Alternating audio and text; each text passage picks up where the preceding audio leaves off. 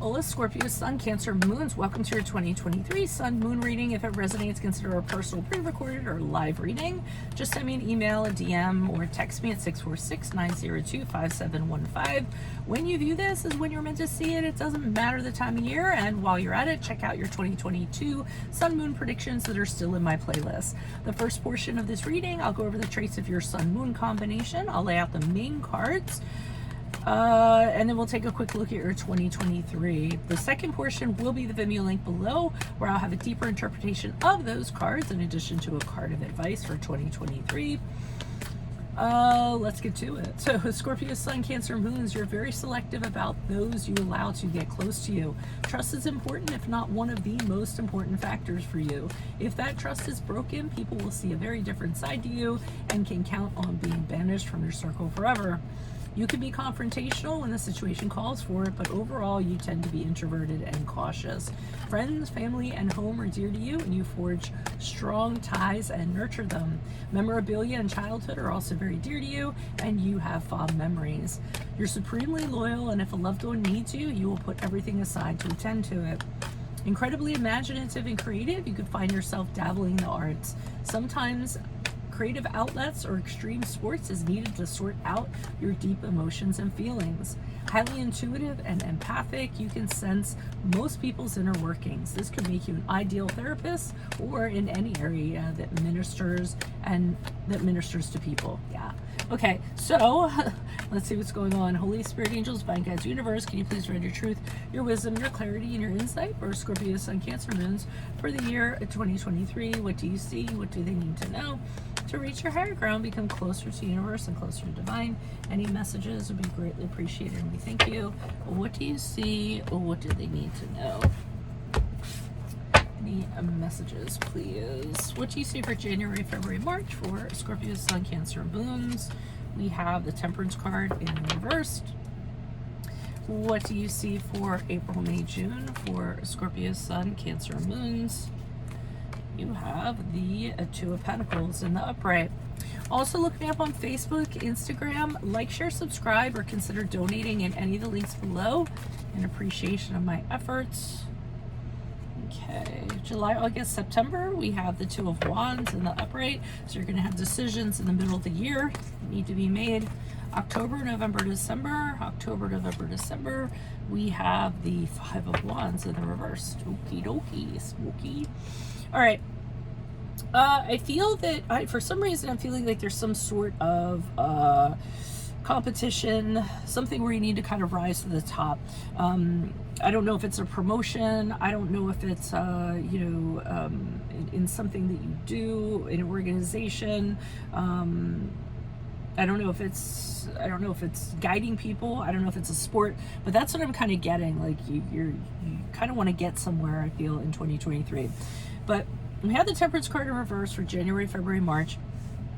And this is telling me, which is a card of Sagittarius, and this is telling me that you're having a really hard time kind of looking what's ahead of you in 2023 and seeing the positive in it, or where to make the changes that you should in order to move in the right direction or make your 2023 more positive. You seem to be confused with negative thoughts.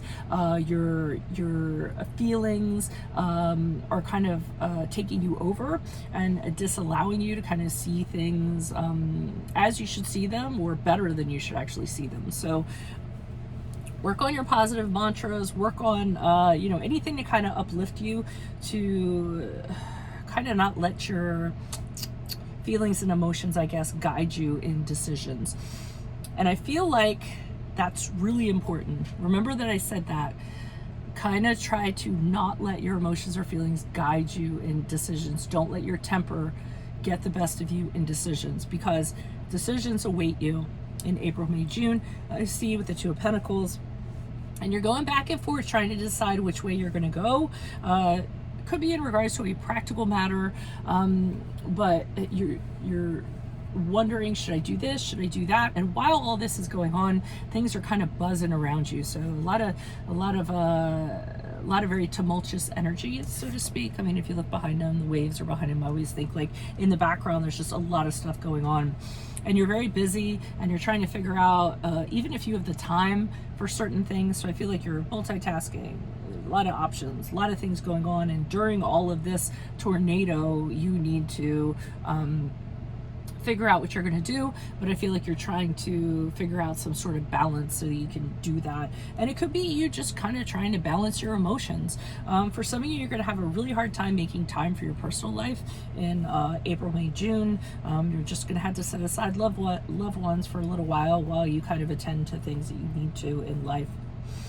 In April, May, June, July, August, September, we have the Two of Wands in the upright. So this is where you're continuing to decide, but now it's the fork in the road. You're wondering if you should stay where you are or should you take a risk and kind of see what's out there, okay? You're not doing anything hasty. The Two of Wands is a very sedentary card, very just kind of stay put card. What you're doing is you're kind of surveying things, or you're trying to see what results are going to come in, or what information is going to come in, or how things are going to flesh out before you decide which way you're actually going to go. You do know during this time that if you kind of stay with the safe, the chances of success or retaining the things that you want to are probably not going to happen, because all great things come with risk. So I think that's one of the things that you're thinking about. Should I be cautious and should I be tentative, or should I just throw myself out there and kind of see what's going on? And this could be in regard to any aspect of your life, since it is a general reading, so however it kind of resonates, but this is just the general theme of how it's going to play out.